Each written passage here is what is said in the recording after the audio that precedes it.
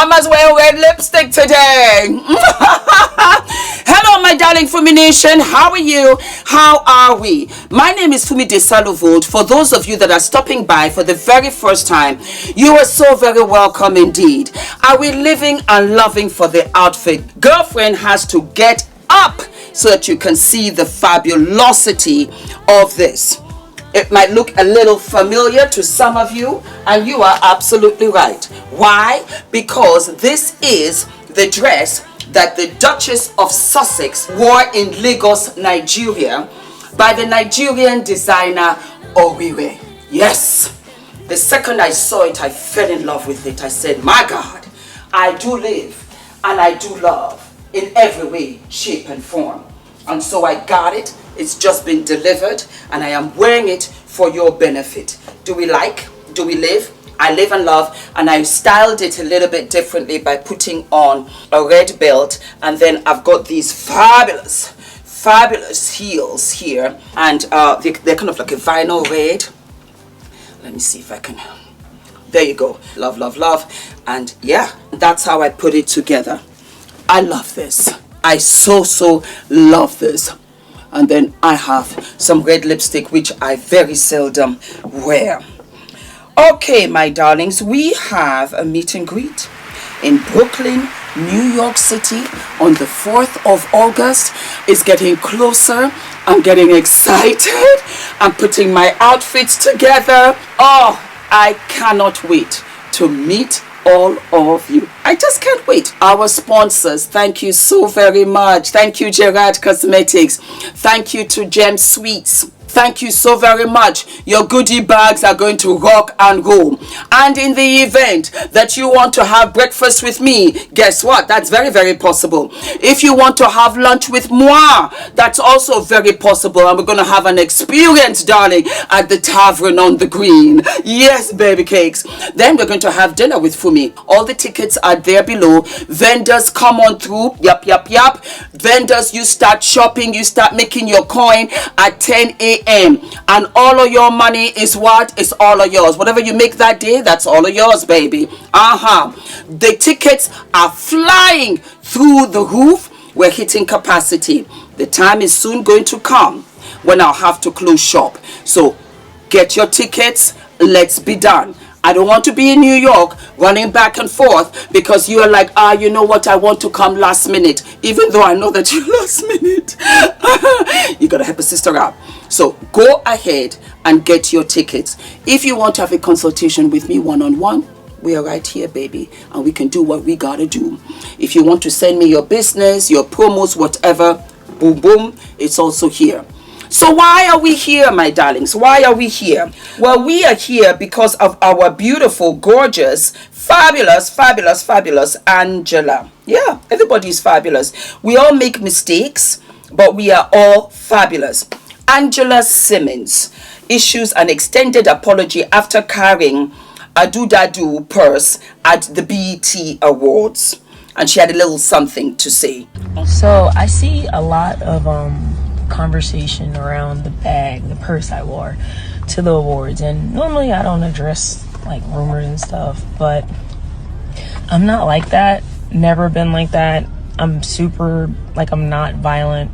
I've obviously been through a lot in my personal life when it comes to gun violence, and it's very personal to me, but I just liked the bag and I thought it was cool and I thought it was a fashion moment, and that was it.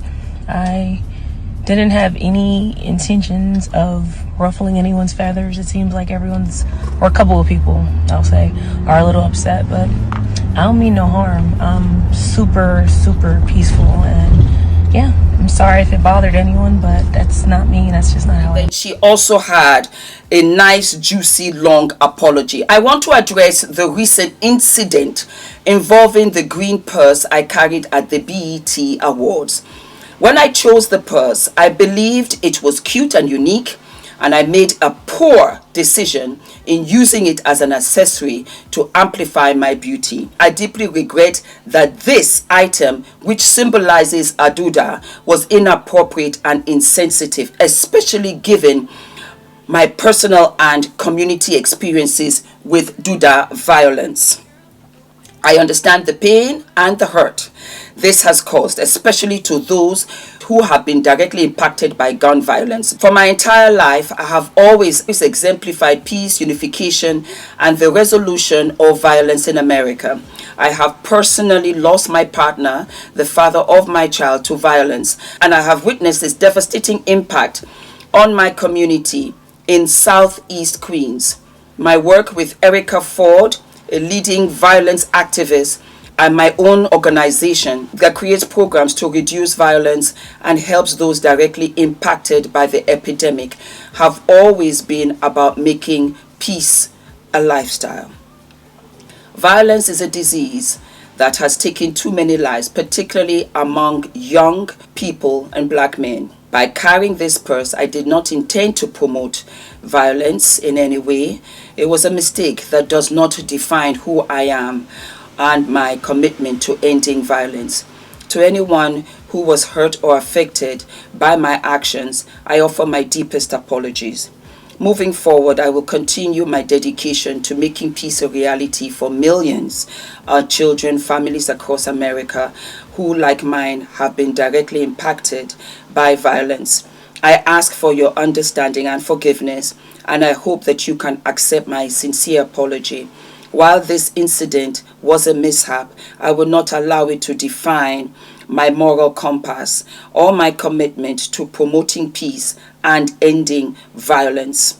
Thank you for your continued support in this crucial mission, Angela. You know, it's funny. If you are impacted by something, it instantly, in any way, shape, or form, triggers you. If, for example, my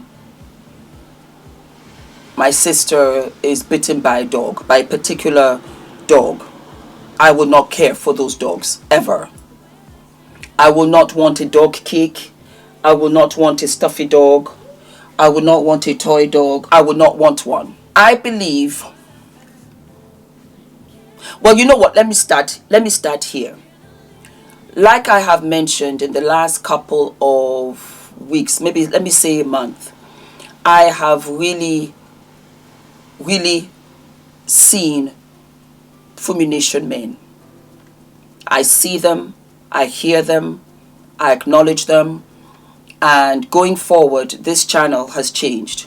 I'm going to include a lot of topics for men, about men.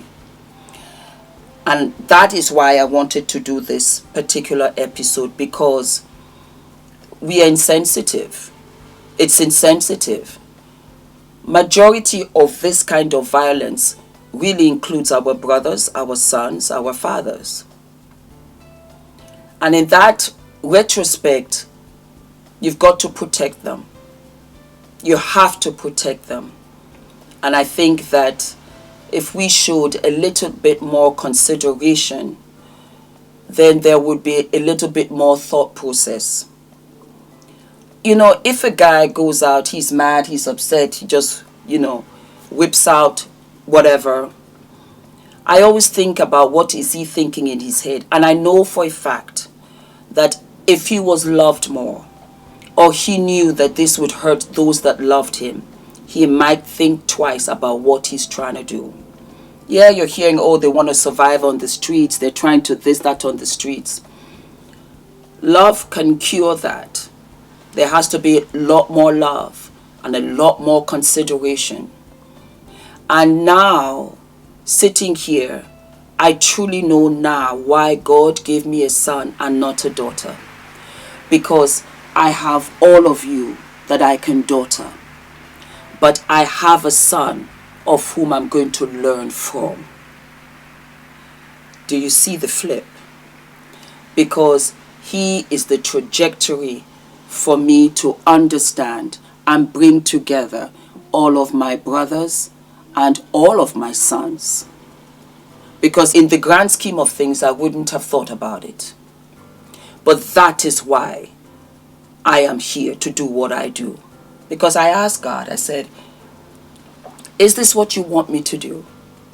And he always shows me the signs that this is what he wants me to do. And I understand this very moment. It just came to me as I was talking. He didn't have to give me daughters because he knew you can teach them, you can nurture them, you can listen to them, you give them a safe space, and they will grow and they'll get better. But I'm going to give you a son so that you can understand and learn from a man's perspective what it is to be out here in this life, in these streets, especially as a black boy in America. I understand what Angela did and the apology. I do. But this is a lesson for all of us to think about our men. Gun violence is not a joke. It's not a joke. That's why a lot of them are incarcerated. We have to be present much more in their lives for them to know that this is not the solution. 110%. We glorify something that destroys families. It's not only fair to point at Angela. Those that made the gun, the designer, the fashion house, they should not have made that.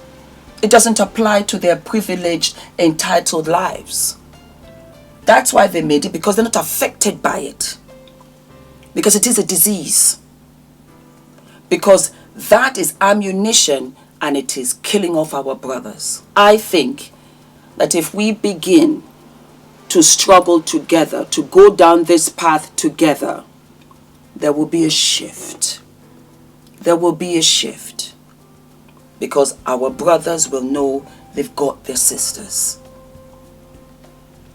It's very sad.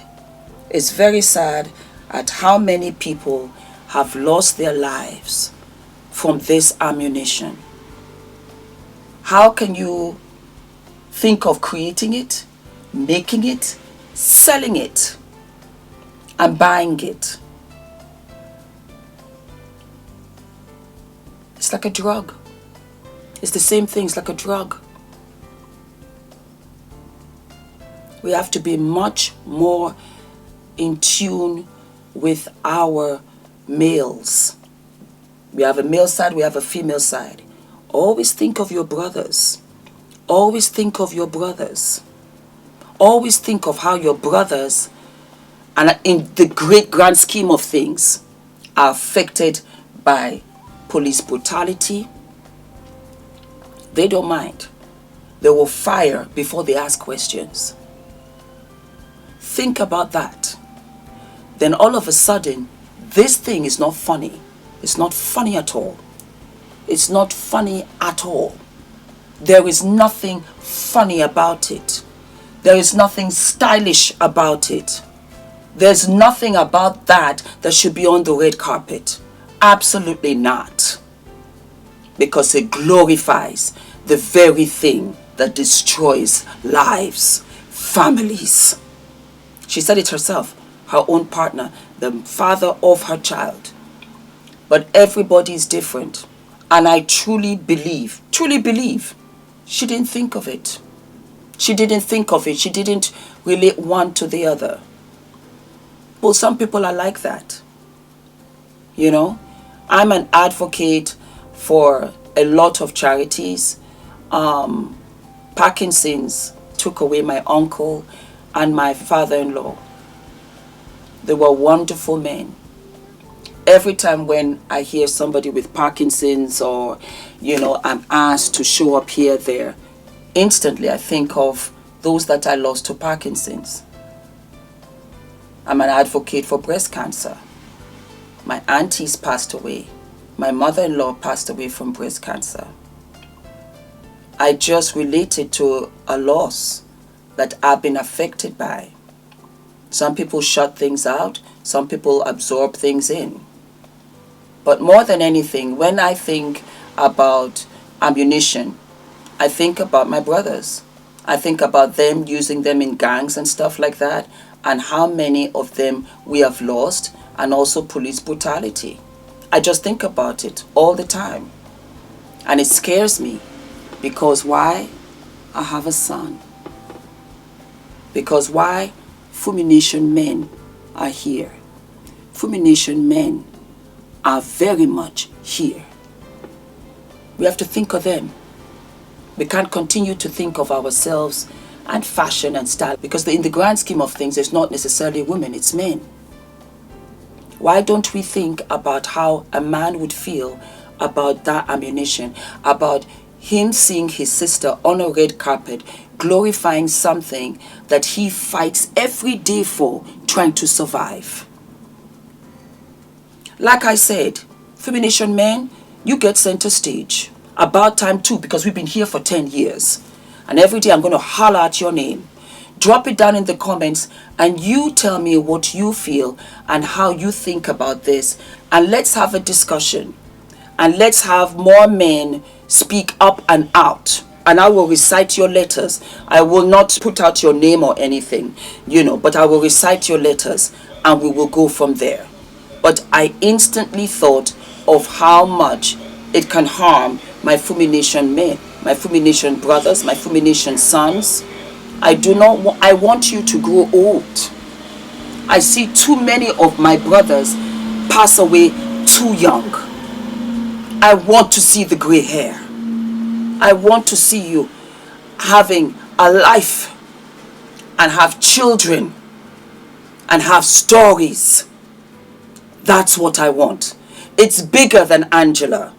It really is. But I'm happy that it was brought to the forefront because it's a discussion that we've got to have. It's very blasé. Nobody cares. No, I care.